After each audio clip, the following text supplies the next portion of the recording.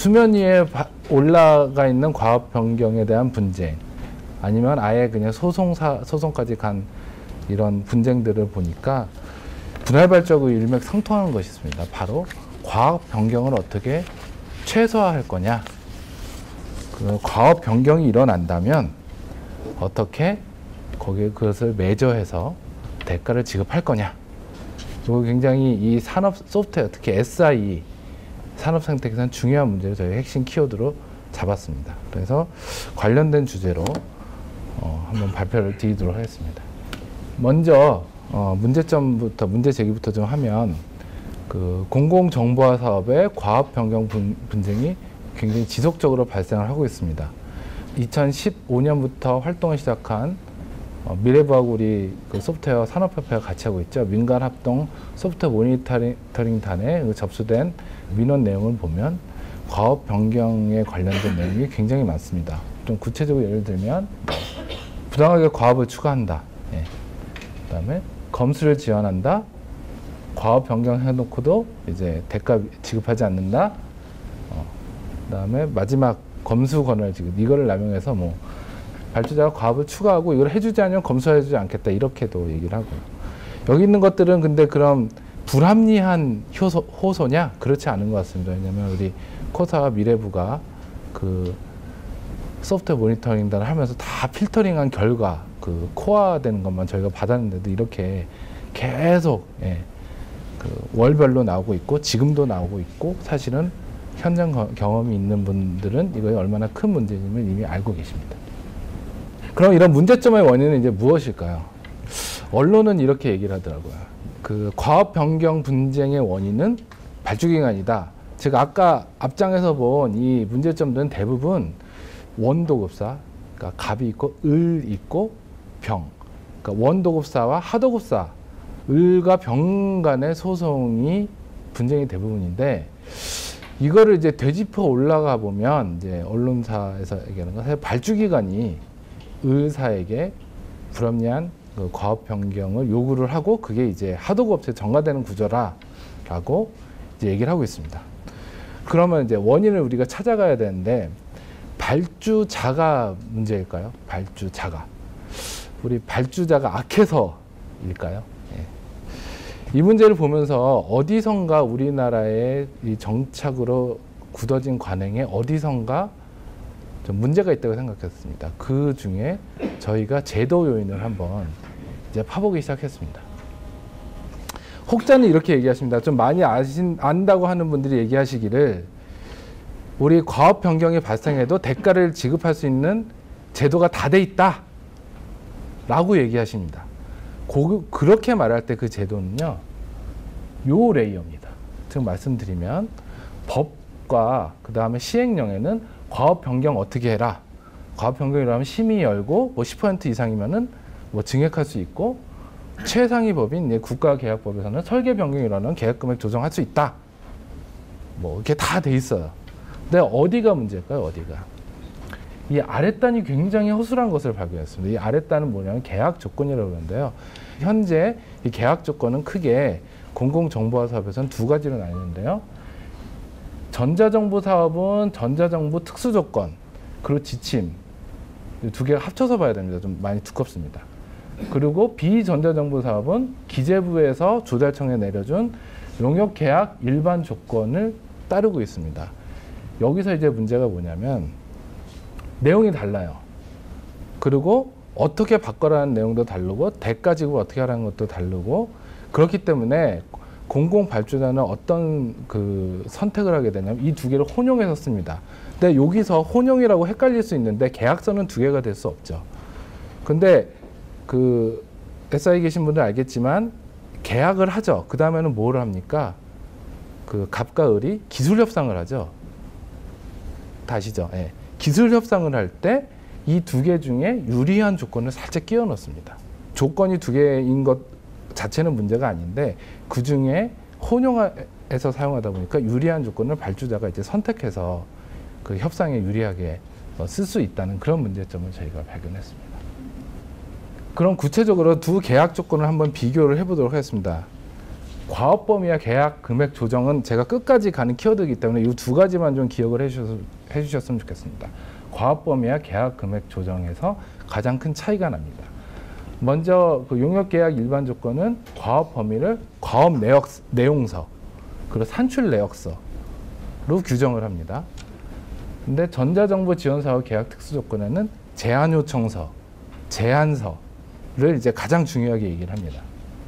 그다음에 계약 금액을 조정할 수 있는 기간. 그러니까 뭔가 변경이 발생해서 계약 금액의 조정이 필요한 상태에서 할 때는 용역계약 일반 조건은 30일 내에 계약 금액을 조정해야 한다고 규정되어 있는 반면 전자정보 쪽은 이제 아예 그런 규정이 없고요. 뭐 밑에 뭐 계약 금액의 조정 승인권제도 퍼센트에 따라서 있지만 전자정보 쪽은 장관과 협의, 이제 행자부 장관이시죠. 협의를 해야 이제 사업비 증액이 가능한 구조입니다. 이렇게 계약 조건의 차이 때문에 요거하고 유사한 실제 소송 사례가 있었습니다. 그러니까 인식의 차이거든요. 이게 사건이 이렇습니다. 모 공공기관과 모 그 민간 IT 서비스 회사가 일을 끝냈는데 이제 그 민간 회사한테 돈이 지급되지 않았어요. 그래서 A 소프트웨어 회사가 돈을 주세요라고 했더니 갑이 이제 무슨 소리냐? 너네 지차의 상관 범위가 훨씬 커. 돈 못 줘? 그러니까 을이 이제 돈을 주세요라고 청구 소송을 제기를 했어요. 사실은 우리 추가 용역도 더했다. 잔금뿐만 아니라 용역비도 더 달라. 그랬더니 갑은 거꾸로 아니다. 너네가 일정 기간 내에 못 맞췄으니 지체상금을 거꾸로 너네가 지급을 해야 된다. 자, 이런 소송 사건을 다룰 때 이제 판결 부분이니까 항상 사실관계라는 말이 있는데 이게 굉장히 어떤 사실 인식이 굉장히 중요한 부분이기 때문에 간단히 말씀드리겠습니다. 일단 이 사건에서는 과업 범위에 대한 기준에 대한 인식의 차이가 있었어요. 그러니까 갑 기관은 제안 요청서, 기술 협상을 따로 했거든요. 그 기술 협상의 내용이 을은 갑이 요구한 제안 요청서의 모든 기능 및 내용 등을 수행하고 요구사항에 대해서는 제안서보다 제안 요청서를 우선한다. 이렇게 하고 다 사인했죠. 협상해야 되니까. 그렇지만 실제 계약서에는 또 과업 내용서라고 하는 그런 구체적인 그 과업 범위가 정해져 있어야 되는 인식 차이가 있었고요. 그리고 실제 프로젝트 가서는 과업 범위가 굉장히 늦게 확정이 됐어요. 일반적인 현상으로 알고 있습니다. 14개월이 프로젝트 기간인데 10개월상. 이건 사실관계이기 때문에 되게 보수적으로 얘기한 거고 감리보고서상에 보고된 거고 실제로는 뒤쪽에 하면 16개월이 돼서야 이제 기간이 넘어서 가야 이제 과업 범위가 확정됩니다.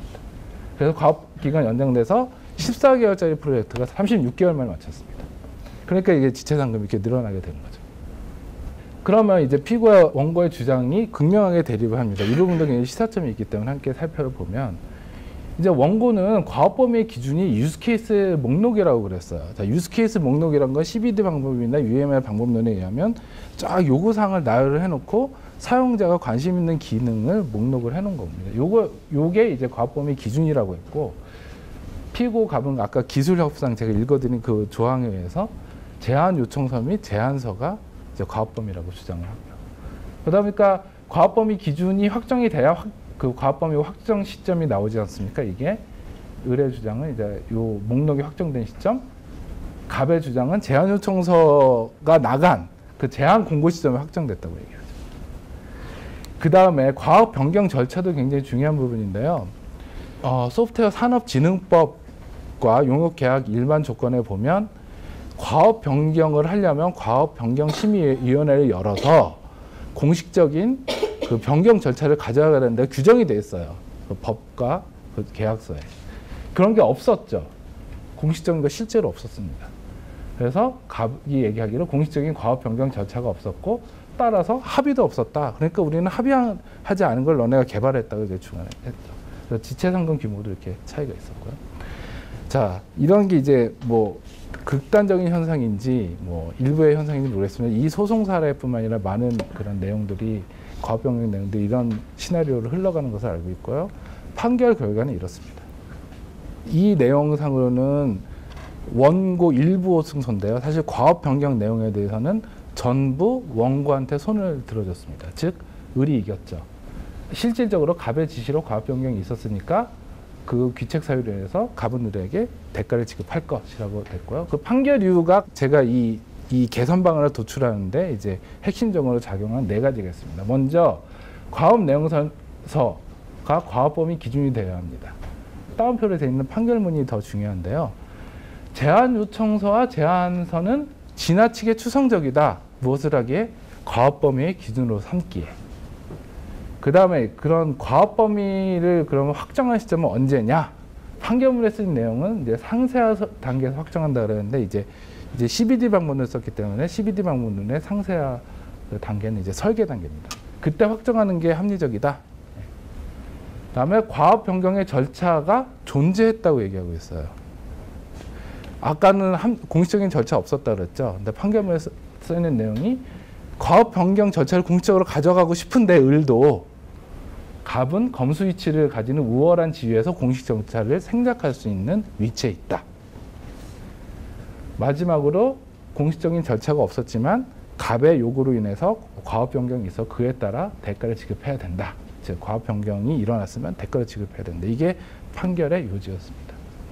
그래서 이런 내용을 기준으로 저희가 판결 결과를 기준으로 한번 시사점을 도출했습니다. 처음에 문제가 일반적으로 제안서와 제안 요청서의 과업의 내용을 정할 때 굉장히 추상적으로 나갑니다. 판결 결과는 그거 불인정했고요. 또 과업 변경 기준점, 그 소프트웨어 공용으로 베이스라인이죠. 베이스라인이 불명확하죠. 일반적으로 불명확합니다. 그런데 판결 결과는 과업 내용서가 나오는 시점. 과업 내용서라고 양식이 있는 건 아니에요. 내용이 충분히 구체적이면 과업 내용서로 작성할 수 될 수 있거든. 이 사례에서 이제 유즈 케이스 목록으로 정의했듯이. 그래서 시사점은 구체적인 과업 내용서를 과업 범위로 명시하도록 계약 조건에 넣어야 되고요. 안 돼 있는 계약 조건이 있으면 그걸 개정해야 되는 겁니다. 그다음에 과업 범위 확정 시점이 일반적으로 불명확한데 설계 단계에서 과업 범위 확정이 된다. 왜냐? 분할 발주가 추구하고 있는 것과 똑같습니다. 설계가 끝나야 무엇을 개발할지가 명확해집니다. 그래서 설계 단계에서 과업 범위를 확정하기 때문에 설계 단계 종료 후에 일정 기간 내 과업 범위를 확정하는 조항이 이제 추가가 되어야 됩니다. 그다음에 당연히 이제 과업 변경하면 대가 지급하기 때문에 그러면은 계약 금액의 조정이라는 그런 조항이 국가 계약법에는 다 있습니다. 다만 소프트웨어 사업에서 잘 이루어지지 않는 부분이 있는데 그래서 과업 범위 확정이 돼서 변경이 있으면 그때는 이제 계약 금액 조정을 명시해야 되는 게 이제 우리가 계약 조건에 개선해야 되는 사항입니다. 그럼 이런 것들을 토대로 개선 방안을 2가지 안 정도로 도출했습니다. 먼저 용역 계약 일반 조건과 전자정부 특수 조건이 내용이 불일치하고 그중에 유리한 걸로 쓴다는 그런 내용을 제가 말씀드린 적이 있습니다. 그래서 이걸 일치시켜야 될 것 같습니다. 그래서 용역 계약 일반 조건의 일부 내용, 이 파란색 내용은 조금 더 디테일하게 소프트웨어 특수성에 맞게 좀 가다듬어야 되고요. 전자정부 특수 조건은 그 제안 요청서를 과업 범위로 한다는 이렇게 너무 맞지 않는 그런 내용이 있기 때문에 사실은 조금 난 용역 계약 일반 조건 쪽으로 내용을 좀 맞춰야 될 것 같습니다. 그래서 둘 다 요거는 조금 개정, 이거는 전면 개정해서 이제 2개를 일치시키는 안을 저희가 그 개선 방안 1로 제안을 하는 바이고요. 근데 이제 이 부분에서 이거 실행하는 단계에서 좀 문제가 있습니다. 문제가 우려가 되는 게 있습니다. 일단 기재부가 만든 이 용역계약 일반 조건은 첫 번째 기재부가 움직여줄지도 우려지만 그것보다 더 큰 문제는 용역계약 일반 조건이라는 것은 소프트웨어 사업만의 그 조건이 아닙니다. 모든 설계 용역, 건물 설계 용역할 때도 쓰는 계약 조건이거든요. 물론 이 조항은 사장 소프트웨어 그 사업 계약이라는 그 특별한 조항으로 이제 분리가 되긴 하지만 이거 전체적으로는 좀 건들기가 좀 무겁다는 거죠. 전체 프로세스가. 그래서 이제 대안으로 다음 개선 방안을 얘기하는 게 그 소프트웨어 사업만을 위한 특수 계약 조건을 제정하는 것을 이제 제안하는 바입니다. 그래서 이거 신규로 제정을 하고 제가 아까 말씀드린 과업 범위 기준서를 확실히 하는 거, 과업 범위가 확정된 확정 시점을 명확히 하는 거, 확정한 다음에 계약 금액을 조정할 수 있는 근거를 표준 계약서에 해당하는 소프트웨어 사업 특수 조건에 넣고 전자정부 특수 조건은 사실 폐지하는 방법도 있습니다. 그러니까 소프트웨어 사업을 한다면 표준 계약서가 하나인 거죠. 이 전자정부 특수 조건은 말이 특수 조건이 사실은 이렇게 듣고 운영 지침, 관리 지침, 합침 이렇게 됩니다. 이걸 다 봐야 되거든요. 그러느니 좀 심플하게 깨끗하게 정리하는 의미에서 소프트웨어 사업 특수 조건으로 별도로 제정하러 몰자는 제안이 두 번째 개선 방안이 될 수 있겠습니다. 그러면 이제 구체적인 어떤 조항들이 들어가야 되는지는 이렇습니다. 일단 우리가 먼저 만져야 되는 전자정부 특수 조건은 아까 제가 말씀드린 그 판례에 의해서 제안 요청서 제안서를 과업 범위 기준으로 삼는 조항은 삭제되어야 된다고 봅니다. 그리고 좀 구체적으로 적혀 있는 과업 내용서를 과업 범위 기준으로 삼아야 되고요. 그 다음에 지금은 계약금액 조정 기한이 없는데 기한을 두는 거고요. 이런 부분들은 이제 용역계약 일반 조건이 돼 있기 때문에 그걸 참조해서 얼마든지 고칠 수 있는 부분이고요. 그 다음에 이제 소프트웨어 사업만을 위한 특수 계약 조건은 우리 분할 발주에서 추구하는 바와 같이 소프트웨어 사업만의 특수한 특수성을 반영한 계약 조건을 만들자는 건데요. 설계 단계 종료 과업 범위를 확정하자는 건데 일단 소프트웨어 사업은 착수 이후 상세화를 거치면서 변경될 수 있다고 전제하는 게 맞습니다. 지금은 시작할 때 과업 범위를 확정해야 된다고 돼 있거든요. 근데 그때 있는 거는 제안 요청서밖에 없어요. 그렇게 하느니 설계 때 이제 변경된 그 과업 범위를 가지고 그 과업 범위를 확정해야 하는 조건을 놔야 되고요.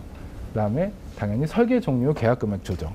이거는 제가 무리한 어떤 그 계약 조건을 새로 만들자는 말씀 아니고 다 국가 계약법에 지정돼 있는 부분입니다. 그거를 소프트웨어 사업은 이상하게 저거를 활용하지 못하는 부분이 있는데요.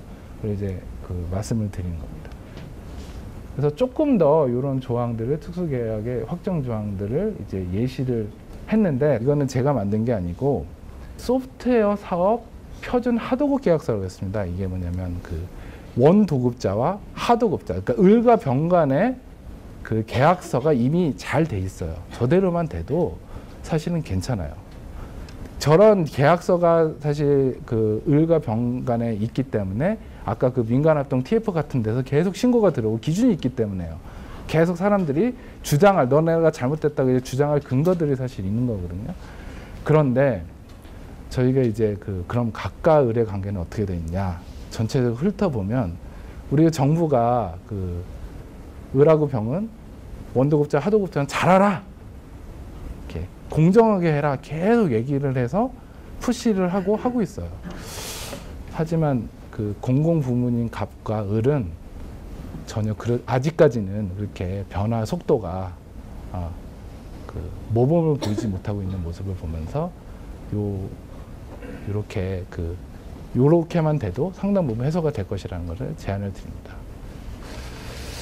기대 효과는 뭐 이렇습니다. 과업 변경 분쟁 예방할 수 있고 조정 기준 명확하고 일단 계약 조건 공공 쪽에서는 잘 느끼지 못했겠지만 사업자분들은 굉장히 헷갈린다 그래요. 도대체 무슨 계약서를 기준으로 계약 조건을 기준으로 사업의 리스크를 판단해야 되냐 그런 혼선을 방지하는 효과가 있습니다. 그리고 또 관계가 있습니다. 분할 발주를 하면 10억 이상은 사업 규모상은 그 10% 정도밖에 안 됩니다. 그럼 나머지 90%는 어떻게 할 거냐? 과업 변경 문제를 해소하는데, 그래서 저희가 이 제안을 드린 이 개선 방안이 분할 발주 제도의 그 보완책으로 작용할 수 있을 것 같습니다. 예, 지금까지 말씀드린 내용은 작년 12월 20일 날 발간한 이슈 리포트에 있으니까 상세한 내용을 여기서 참조하실 수 있습니다.